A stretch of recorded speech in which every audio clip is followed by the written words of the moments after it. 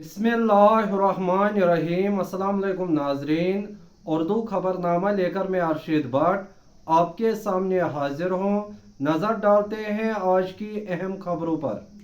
हर session से पहले रिवायतन party की लेजिस्लेटिव मीटिंग बुलाई जाती है, जिसमें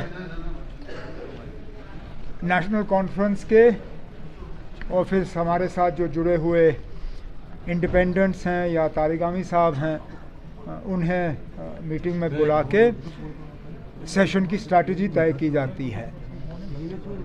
ये सेशन थोड़ा बाकी सेशनों से अलग है, क्योंकि जैसे आप सब जानते हो, परसों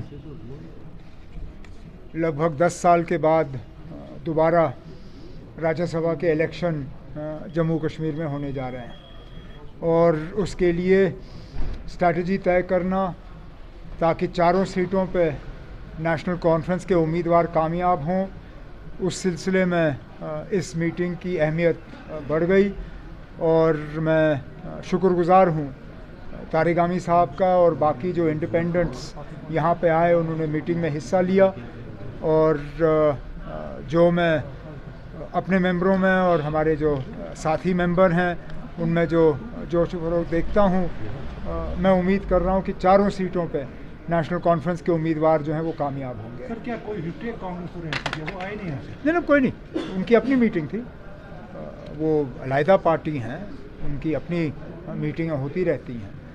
लेकिन जहाँ तक इलेक्शन के हवाले से बात है, उन्होंने बार बार कहा है कि इस इलेक्शन में वो किसी तरह भी बीजेपी की मदद या बीजेपी की कामयाबी नहीं होने देंगे। तो उनको अपनी मीटिंग करने दीजिए, इसमें किसी को एतराज़ नहीं होना चाहिए।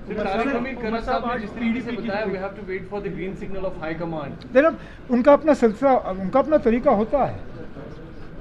उनकी पार्टी और हमारी पार्टी में इतना तो फ़र्क है कि उनकी जो यहाँ पे लीडरशिप है, उनको अपने हाई कमांड के सिग्नल का इंतज़ार करना होता है। हम अपने फ़ैसले यहीं करते हैं, लेकिन ये कोई नई बात नहीं है, ना इससे किसी को कोई परेशानी होनी चाहिए। उनका हाई कमांड का भी सिग्नल तो ऐसा नहीं होगा जिससे कि बीजेपी को फ़ायदा हो। लेकिन जिस तरह नगरोटा की सीट के लिए भी, हालांकि वो लड़ने के लिए तैयार थे लोकल लेवल पे, लेकिन हाई कमांड के सिग्नल का इंतज़ार कर रहे थे। हाई कमांड ने वो सीट नेशनल कॉन्फ्रेंस के लिए छोड़ी और हमने अपना उम्मीदवार जो है में उतार दिया। और ये खबरें आ रही कि पीडीपी भी राजी हुई है नेशनल कॉन्फ्रेंस को सपोर्ट करने के लिए। क्या आपके पास कोई इन्फॉर्मेशन आई?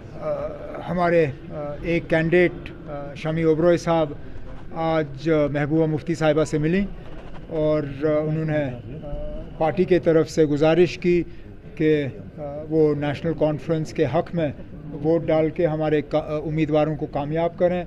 इससे पहले हमारे सदर जनाब फ़ारूक अब्दुल्ला साहब ने खुद महबूबा मुफ्ती साहिबा से फ़ोन पे बात की, और उसके बाद हालांकि पीडीपी का कोई ऐलान तो हुआ नहीं है, लेकिन उन्होंने डॉक्टर साहब को भी और शमी ओबरॉय साहब को यकीन दिलाया कि वो अपने साथियों के साथ मशवरा करके एक सही फैसला लेंगे। सर, आपने गिरिराज किशोर का बयान सुना होगा, जो किसका?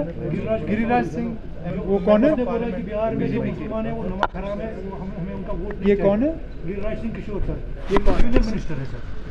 अफसोस की बात है ना, अगर कोई यूनियन मिनिस्टर इस तरह की बात करे, लेकिन इलेक्शनों में इन लोगों की आदत है ना, क्योंकि इनके पास काम कुछ दिखाने के लिए है नहीं, ज़मीनी सतह पे उनकी पोजीशन थोड़ी खस्ता है, तो ये फिर मजहबी फसाद जो है वो पैदा करते हैं।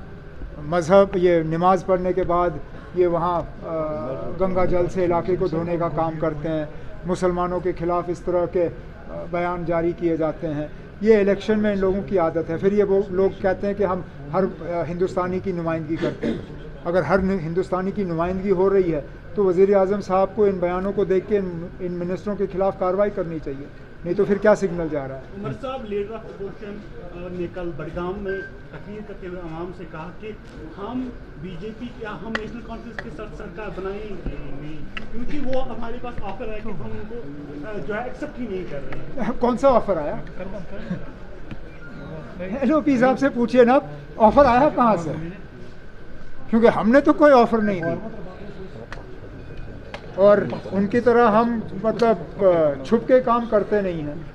अगर हमने कोई ऑफ़र करनी होती तो आप सबके सामने करते, कोई ऑफ़र आया नहीं। तो एलओपी साहब जब अपने काम में ज़रा दिलचस्पी ज़्यादा दें और ये बेबुनियाद बयान जो है इनको अपने घर में ही रखें।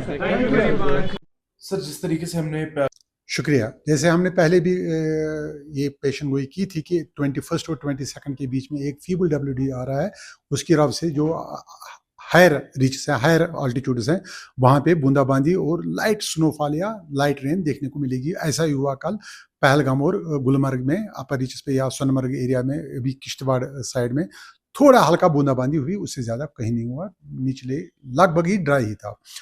तो आने वाले दिन में 21 तारीख आज कल से, मतलब आज से ही 27 तक 100% J&K के प्लेन्स जो है ड्राई मौसम रहेगा। उसके बाद 28 और 29 के बीच में एक फीबल WD फिर आ रहा है, ऐसे ही आइसोलेटेड जगह पे लाइट रेन या अपर रीचेस पे ही लाइट स्नोफॉल देखने को मिल सकता है, जिसकी हम आने वाले दिनों में 2-3 दिन के बाद बेहतर तरीके से उसका एग्जैक्ट कंटेंट बता सकते हैं। लेकिन फिलहाल यही है, अगले 7 दिन 27 तारीख तक मौसम 100% ड्राई रहेगा।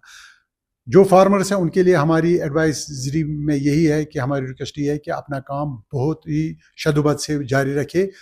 27 में ये इनको अच्छा लीड टाइम मिल रहा है, तो अपना हार्वेस्ट सेफ और अच्छी तरीके से रखिए और आगे भी भेजिए जहाँ भेजना है। तो क्योंकि नेशनल हाईवे भी इन दिनों लगभग ठीक ही रहेगा इंशाल्लाह 100%। उसके लिए नेशनल हाईवे के लिए ट्रैफिक एडवाइजरी जो IG साहब रोज़ देते हैं उसका पालन करिए, उसकी देखकर ही अपना सफ़र करें।